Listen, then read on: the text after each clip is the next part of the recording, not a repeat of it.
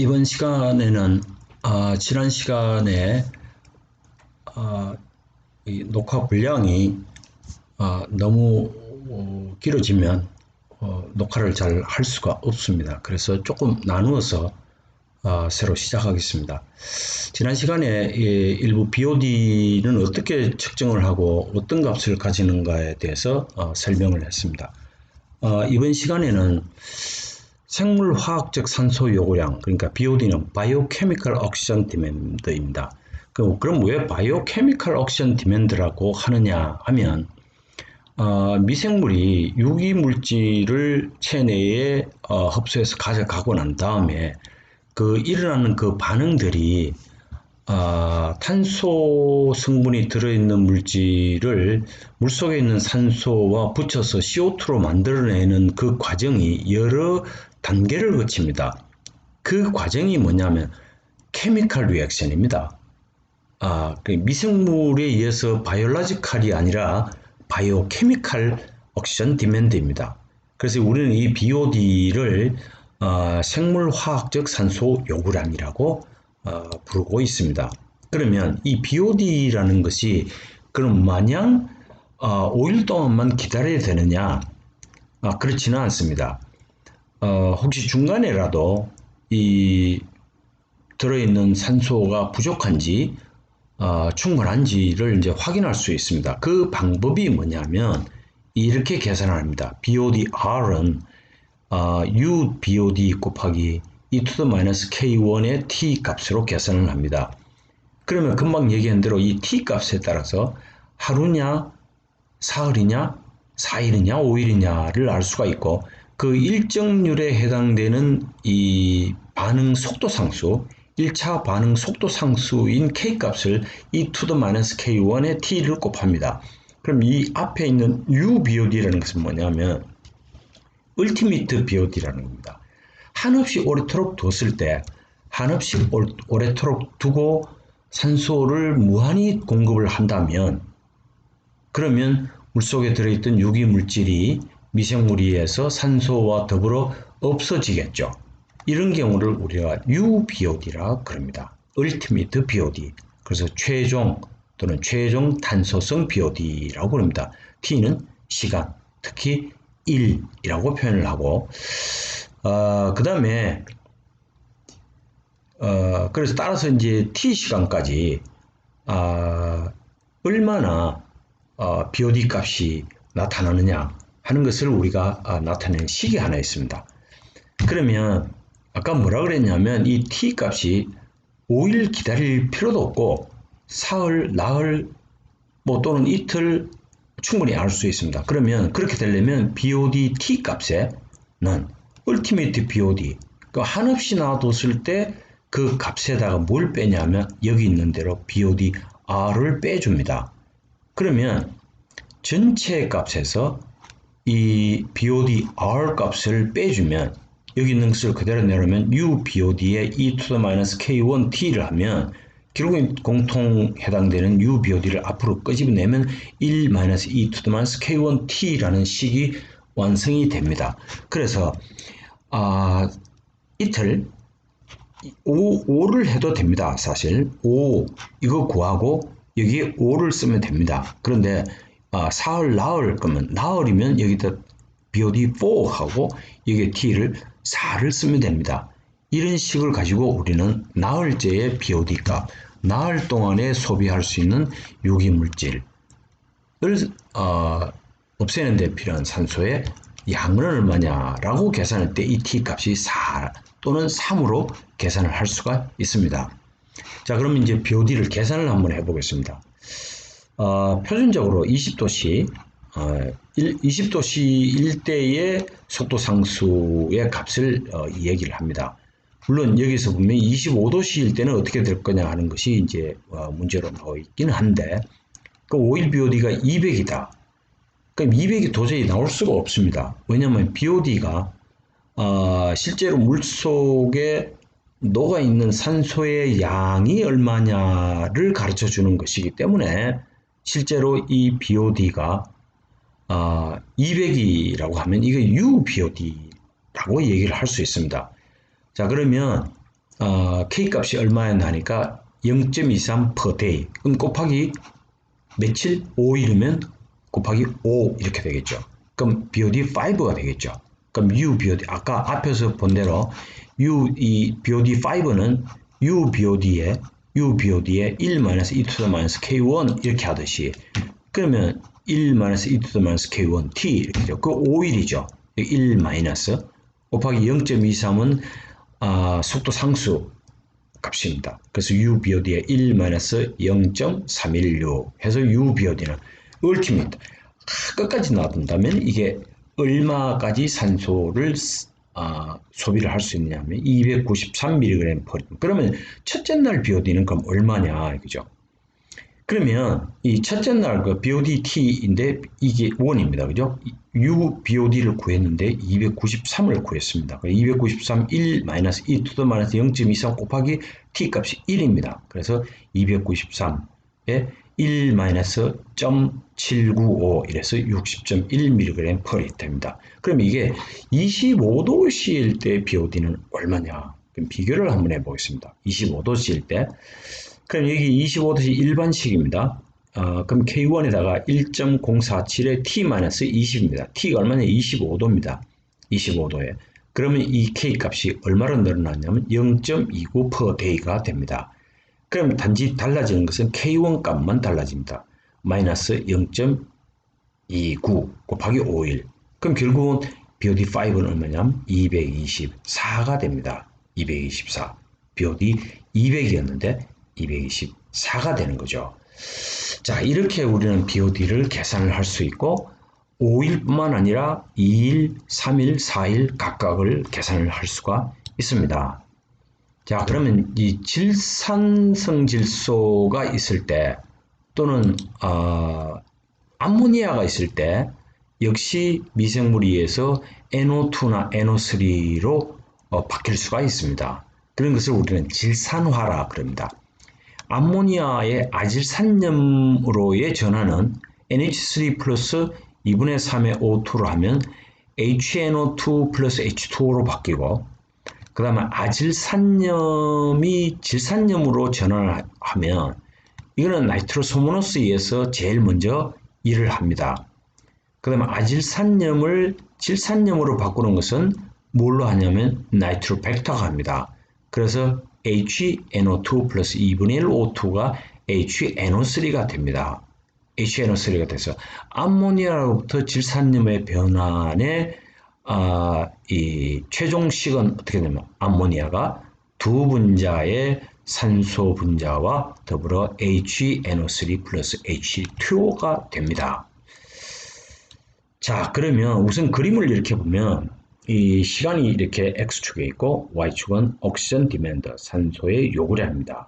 그러니까 원래대로 하면 이렇게 해서 이렇게 끝이 나야 되는데, 일반적으로 나이트리피케이션이라는 것은 일반적으로 CO, NH, S 뭐 이런 거였습니다. 그래서 N이 반드시 있다고 보는 이유는 인간이 많이 먹고 또는 버리는 것들 중에 단백질이 들어있습니다. 단백질의 기본 구조가 아미노산으로 되어 있습니다. 아미노산은 NH3를 반드시 포함하도록 되어 있습니다. 그럼 결국은 나이트리피케이션이 일어납니다.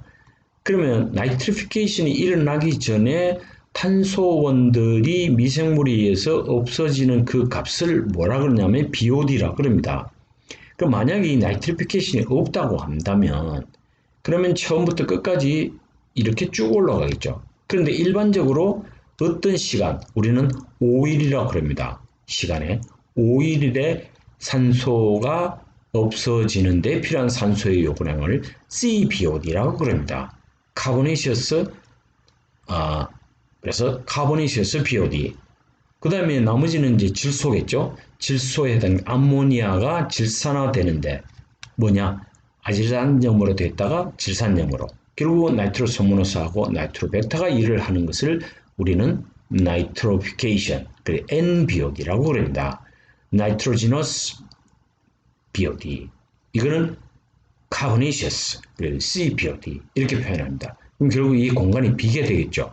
이 공간이 비게 되는 이 점선은 뭐냐면 만약에 나이트리피케이션이 딱 끊어지는 오일이 아니라면 전부 탄소원이라면 이 점선을 따라 이렇게 움직이겠죠. 근데 일반적으로 오일에서 탄소원에 해당되는 물질들이 전부 CO2로 가기 때문에 이것을 우리는 CBOD라고 그럽니다. CBOD. 자, 이 그림은 그렇게 이해를 하도록 하겠습니다. 자, 그러면 THOD라고는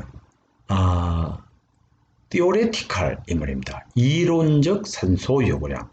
자, 그거는 주로 생물학 하는 사람들이 주로 많이 쓰는 방법입니다. 이게 글라이신인데 일반 우리말로는 이제 글리신이라 그러는데 CH2NH2COOH. 그 결국은 아미노산은 NH2와 COOH를 반드시 가집니다. 나머지는 이 탄소의 수소가 여기 하나 붙어 있고 여기 하나 붙어 있고 그 다음에 여기 붙어 있는 게 밑에 붙어 있는 게 NH2고 이쪽에 붙어 있는 게 COOH입니다. 그랬을 때 이것의 이론적 산소 요구량은 어떻게 되느냐? 그럼 1단계에서 유기탄소는 CO2로 암모니아는 암모니아로 전환을 하고 암모니아가 왜 그렇게 되냐 하면 NH2에 이 COOH에는 EH가 이렇게 붙으면 이게 NH3 암모니아가 됩니다. 그럼 2단계와 3단계에서 암모니아는 아질산염이 됐다가 아질산염이 질산염으로 됩니다. 그러면 이 THOD는 이상의 3단계에서 필요한 산소의 총량입니다. 그러면 탄소성 산소 요구량에 대한 수지 반응식을 쓰면 CH2, NH2에 COOH 플러스 2분의 3의 O2 이러면 암모니아가 생성이 됩니다. 그 다음에 CO2 플러스 H2O가 되고 그럼 암모니아가 그러면 전부 산화가 되는데 필요한 산소의 요구량의 수지 반응식은 어떻게 되느냐? 먼저 암모니아가 아질산성 질소로 가는데 필요한 산소의 분자 몰수는 얼마냐면 2분의 3입니다. 1.5 O2가 돼야 되고 그 다음에 아질산성 질소가 질산성 질소로 되는 데는 0.5 O2가 있어야 됩니다. 그럼 전체적으로 암모니아가 두 분자의 산소 분자와 더불어 HNO3가 됩니다. 그러면 이론적 산소 요구량이 결정이 얼마냐면 결국은 몰수가 어떻게 되냐면 2몰의 O2입니다. 2몰의 O2. 그죠? 여기에 1.5 여기에 0.5 합해서 2몰입니다. 그죠? 자, 그래서 결국은 여기에 있는 1.5랑 여기 있는 이 값이 좀 틀립니다. 2분의 1 결국은 2입니다. 이게 그죠? 4분의 2니까 그죠? 그래서 일단 결국은 암모니아 하나에 두 분자의 산소가 필요합니다. 그죠? 두 몰의 산소가 필요합니다. 그래서 계산을 하면 이 글라이신의 분자량이 얼마냐면 32입니다. 32. 그래서 결국은 1.5에 해당되는 것하고 그 다음에 2에 그러면 2에 1.5 3.5가 되겠죠. 3.5. 그래서 계산을 하면 이론적 산소 요구량이 얼마냐 112g 산소량입니다. 몰당의 글라이신 몰당의 산소 요구량이 계산이 됩니다. 자, 이게 좀 이해하기가 조금 이제 힘든 내용이 하나 있습니다. 그 내용이 좀 힘든 내용인데 여러분 실험을 직접 하지 않기 때문에 조금 설명하는데 좀 집중을 할 필요가 있습니다. 그럼 이 미생물이 그러면 몇 마리가 일을 했느냐 또는 이 수를 그럼 어떻게 헤아리냐 그걸 우리가 enumeration이라 그럽니다. 지표 미생물의 개수를 어떻게 알아내느냐 이런 겁니다. 자, 방법은 두 가지가 있습니다. 하나는 테스트 튜브를 쓰는 방법이 있고 하나는 플레이트를 쓰는 방법이 있습니다. 이걸 페트리 디시라고 합니다. 하나는 테스트 튜브를 쓰는데 이거 결과는 뭐냐면 이 튜브에 가스가 발생했느냐를 확인하는 방법으로 테스트 튜브를 쓰고 이 밑에 있는 플레이트는 이 미생물을 플레이트 위에다가 배양을 한 후에 이 미생물의 숫자를 헤아려서 계산을 하는 방법이 있습니다. 방법 두 가지입니다. 하나는 테스트 튜브를 쓰고 하나는 페트리 디시를 써서 계산을 하는 방법입니다. 근데 페트리 디시는 이 미생물의 숫자를 헤아려야 됩니다. 그럼 이거는 이제 우리가 주로 계산하는 방법이 이제 포화성 방정식이나 아니면 MPN 표가 없을 때는 토마스 공식, 이 토마스 공식의 MPN, Most Probable Number라 그래서 100ml당 가장 확률적으로 인정할 수 있는 숫자. 그래서 MPN, Most Probable Number입니다. 그럼 계산은 어떻게 하면 분자에는 뭐냐면 양성시험관이라는 것은 실제로 이 테스트 튜브를 5개를 썼을 때 거기에 양성 반응이라는 것은 그 테스트 튜브에 가스가 발생을 했을 때의 시험관을 우리가 양성 시험관수라고 그럽니다. 곱곱하기 100. 이게 분자입니다. 그 분모는 뭐냐면 스퀘어 루트를 하면서 그 안에 음성 시험관 내의 시료의 양, 음성 시험관, 그러면 가스를 발생을 시키지 않은 시험관을 음성 시험관이라고 그러고, 자, 그 다음에 모든 시험관 이렇게 돼 있죠. 그럼 시험관에 어떻게 되냐면 처음에 시료를 가지고 와서 1ml를 그러니까 9ml, 9ml의 테스트 튜브를 이렇게 만듭니다. 9ml의 테스트를 만듭니다. 그 다음에 여기에도 5개를 만들고 여기도 5개, 여기도 5개, 여기도 5개 이렇게 만듭니다. 그럼 결국은 여기도 5개. 그러면 하나, 둘, 셋, 넷, 다섯. 5, 5, 25. 25이 되겠죠. 5, 5, 25. 그러면 여기에서 튜브가 5개, 여기에서도 5개, 여기도 5개. 자, 그러면 이거를 거기서 1ml를 끄집어내서 여기에 9ml짜리 테스트 튜브에 넣고 그 다음에 만들기로 5개를 또 만들었습니다. 그 다음에 여기에서 끄집어내서 1ml를 여기다 넣고 이건 뭐냐? 9ml니까 이게 10을 만들기 위해서 집어넣습니다. 그런 다음에 여기에도 역시 마찬가지로 9을 만들어서 1씩 집어넣습니다. 집어넣어가지고 가스가 발생했는지, 그러면 가스가 발생한 것을 뭐라고 그러냐면 양성시험관. 그러면 가스가 발생하지 않는 것은 주로 희석 배수가 높을수록 가스가 발생하지 않겠죠. 그럼 그것을 뭐라고 하냐면 음성시험관입니다. 음성시험관의 시료의 양은 뭐냐면 결국은 이 시료의 양은 이거는 1ml이죠. 1ml. 이거는 0.1ml, 이거는 0.01, 0.001, 0.0001 이렇게 되겠죠. 자, 그럼 이 식이 이렇게 되어 있는데, 그럼 그 예를 한번 봅시다. 자, 제일 처음에 시료의 부피는 1ml였습니다. 그죠? 이 1ml을 이렇게 넣고. 그렇죠? 됐죠? 그 다음에 두 번째는 뭐냐면, 두 번째는 여기에 1ml 넣었으니까 0.1ml씩 들어가겠죠. 이 테스트 튜브에 0.1ml씩 들어갑니다. 그래서 0.1ml. 그 원시료의 양이 얼마냐 이 뜻입니다. 그 시료의 부피는 원시료가 1ml이고 한 번 희석을 했습니다. 어디로 했냐면 1위로 했습니다. 1위로 하고 나니까 실제로 들어가 있는 원하수의 양이 얼마냐면 0.1ml입니다.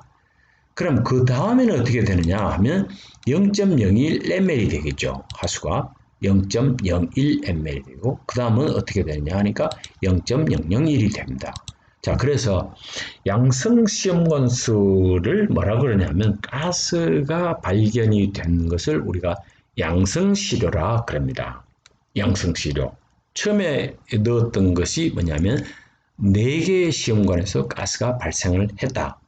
그래서 양성수를 넷이라 그러고 그 다음에 이것을